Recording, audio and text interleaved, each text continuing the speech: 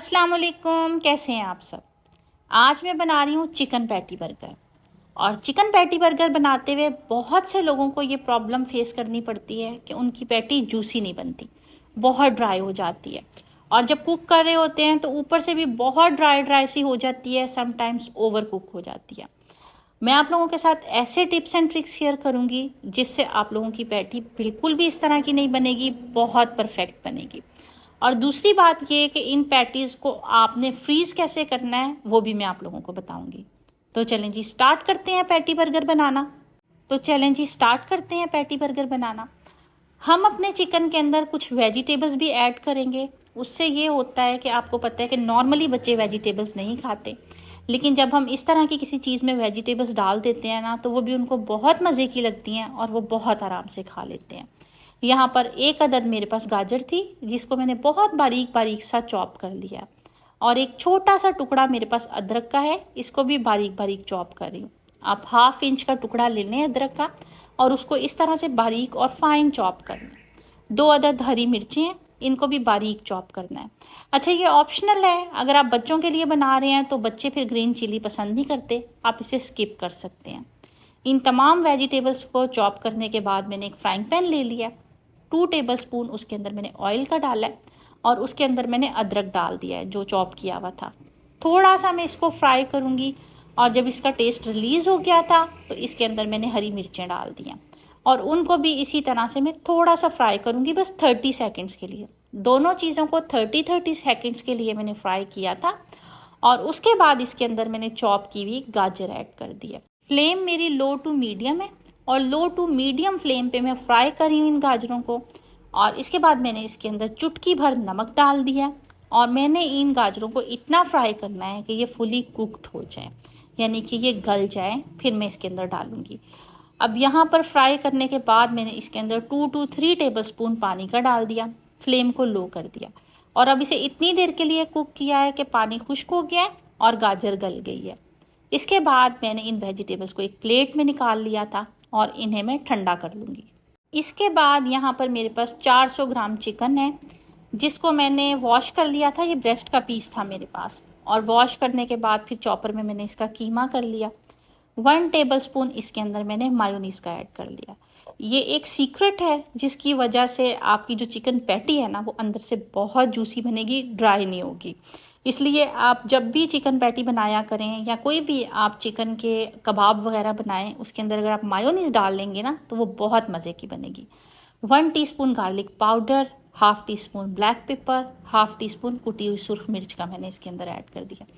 उसके बाद मैं इसके अंदर नमक डाल रही हूँ जी 1 टीस्पून। आप अपने टेस्ट के अकॉर्डिंग इसके अंदर नमक ऐड कर सकते हैं। फिर इसमें 2 टेबलस्पून सिरके का चला गया। अगर आपके पास सिरका है तो आप सिरका डाल लें, नहीं है तो लेमन जूस डाल लें, कुछ भी डाल सकते हैं। और फिर वो वेजिटेबल्स जो मैंने अभी कुक की थी और ठंडी की थी उनको इसके अंदर ऐड कर दिया और इन तमाम चीज़ों को अब मैं अच्छी तरह से मिक्स कर लूँगी आपस में। और इसके बाद अब मैं इसकी पैटीज़ बनाऊँगी। 400 ग्राम्स चिकन है तो मैं इसकी 4 पैटीज़ बनाऊँगी। 100 ग्राम जो है एक पैटी के लिए मैं यूज़ करूँगी।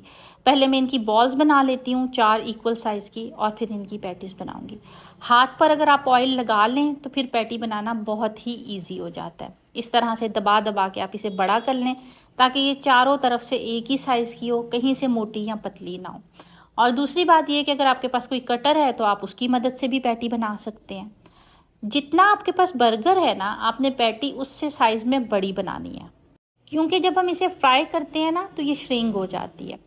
पैटी बनाने के बाद 10 मिनट के लिए आप इसको फ्रीज़र में रख दें ताकि ये अच्छे से स्टे कर जाए और फिर इसके ऊपर हम लगाएंगे ब्रेड क्रम्स। अगर आपके पास मोटे वाले ब्रेड क्रम्स हैं तो इजी है, आप इजीली इसको फ्राई कर लेंगे। अगर बारीक वाले हैं तो फिर इसको हैंडल करना थोड़ा सा मुश्किल होता है कि कहीं ये जल ना जाए। मेरे पास इस वक्त बारीक वाले ब्रेड क्रम्स थे तो मैं वो लगा रही हूँ। अच्छा जी, यहाँ पर एक और ख़ास बात वो ये कि अगर इन केस आपकी पैटी जो है वो पतली बन गई है और आपसे हैंडल नहीं हो रही है तो आप उसके अंदर 2 टेबलस्पून या 3 टेबलस्पून ब्रेड क्रम्स के डाल दें। उससे वो थोड़ी सी जो है ना फिर आ जाएगी फॉर्म में और इजी हो जाएगा उसको हैंडल करना। यहाँ पर मैंने एक फ्राइंग पैन के अंदर ऑयल डाल दिया था। ऑयल को मैंने गर्म कर लिया था 2 मिनट के लिए मीडियम फ्लेम पे और फिर इसके अंदर मैंने अपनी पैटी डाल दी है। पैटी को आपने 2 से 3 मिनट के लिए एक साइड से फ्राई करना है मीडियम फ्लेम पे, और इतनी ही देर के लिए दूसरी साइड से फ्राई करना है, तो आपकी पैटी अच्छे से कुक हो जाएगी। इससे ज़्यादा अगर आप करेंगे तो वो जल जाएगी, ओवर कुक हो जाएगी और अंदर से जूसी भी नहीं रहेगी। अब यहाँ पर पैटीज़ फ्राई हो गई हैं। इसके लिए अब हम एक मज़ेदार सी सॉस बनाते हैं जो इसके टेस्ट को और भी बढ़ा देगी। 1/4 कप मायोनीज़ के अंदर 2 टीस्पून मैंने मस्टर्ड पेस्ट के ऐड कर दिए हैं और 2 टेबलस्पून मैंने इसके अंदर सिरके के ऐड कर दिए हैं। बस इसके अंदर यही चीज़ें जाएंगी। इन तमाम चीज़ों को हम मिक्स कर लेंगे और बहुत ही मज़े की हमारी एक सॉस तैयार होगी, जिससे हमारा बर्गर और भी मज़े का लगेगा। अच्छा जी, अब बर्गर के अंदर डालने के लिए हम रेलिश तैयार कर रहे हैं। रेलिश असल में क्या होती है कि ये शिमला मिर्च है, बस इसको हमने कट कर लिया है। इसके ऊपर नमक और ब्लैक पेपर डाल दिया है चुटकी भर। फ्लेम मेरी मीडियम है।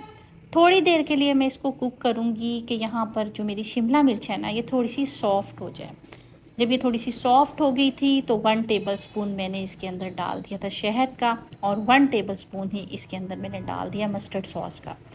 और अब इसके साथ में इसे कुक करूँगी थोड़ी देर के लिए, तो बहुत मज़े का इसका टेस्ट हो जाएगा और ये बर्गर के अंदर बहुत मज़े की लगेगी। अब इसके अंदर हम डालेंगे जी कैरामल किए हुए अनियन, जिसके लिए 2 टेबलस्पून मैंने मक्खन डाल लिया था, और 1 अदद छोटे साइज़ के प्याज को मैंने बारीक कट करके इसके अंदर डाल दिया। लो टू मीडियम फ्लेम पे इस प्याज को मैंने कुक करना है इस मक्खन के साथ। ये देखिए यहाँ पर इसका कलर चेंज हो गया है और हमारे कैरामलाइज्ड अनियन तैयार हो गए हैं। ये भी बहुत मज़े के लगते हैं। इस बर्गर में एक बहुत ही डिफरेंट सा टेस्ट देते हैं। अब मैं अपने बर्गर्स की कटिंग कर रही हूँ, और कटिंग करने के बाद फिर मैं इसको टोस्ट कर लूँगी। टोस्ट करने के लिए आप पैन में थोड़ा सा मक्खन ग्रीस कर लें और फिर बर्गर्स को दोनों साइडों से अच्छी तरह से टोस्ट कर लें, और इसके बाद फिर हम इसकी असेंबलिंग करेंगे। जिसके लिए जो मैंने सॉस बनाई हुई थी, बेस में मैं वो वाली सॉस लगा रही हूँ। आप अपनी पसंद के मुताबिक सॉस कम या ज़्यादा लगा सकते हैं, लेकिन बहुत कम भी ना लगाइएगा, वरना फिर आपका बर्गर बहुत ड्राई सा लगेगा। सॉस लगाने के बाद अब इसके ऊपर मैं अपनी पैटी रख रही हूँ।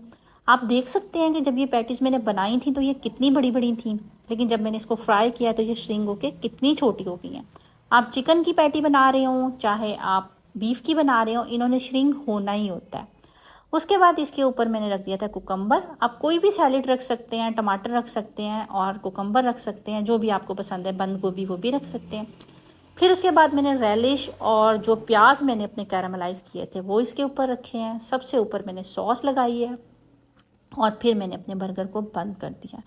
बहुत मज़े का टेस्ट बनता है इसका, बहुत ही डिफरेंट सा। एक दफ़ा अगर आप लोग बनाएंगे ना तो आप लोग इस बर्गर के फ़ैन हो जाएंगे, और आपके बच्चों को भी ये बहुत ही ज़्यादा पसंद आने वाला है। तो इस रेसिपी को ज़रूर ट्राई कीजिएगा, और अगर रेसिपी अच्छी लगे तो मेरी वीडियो को लाइक कर दीजिएगा, चैनल को सब्सक्राइब कर दीजिएगा। Thank you. अल्लाह हाफिज़।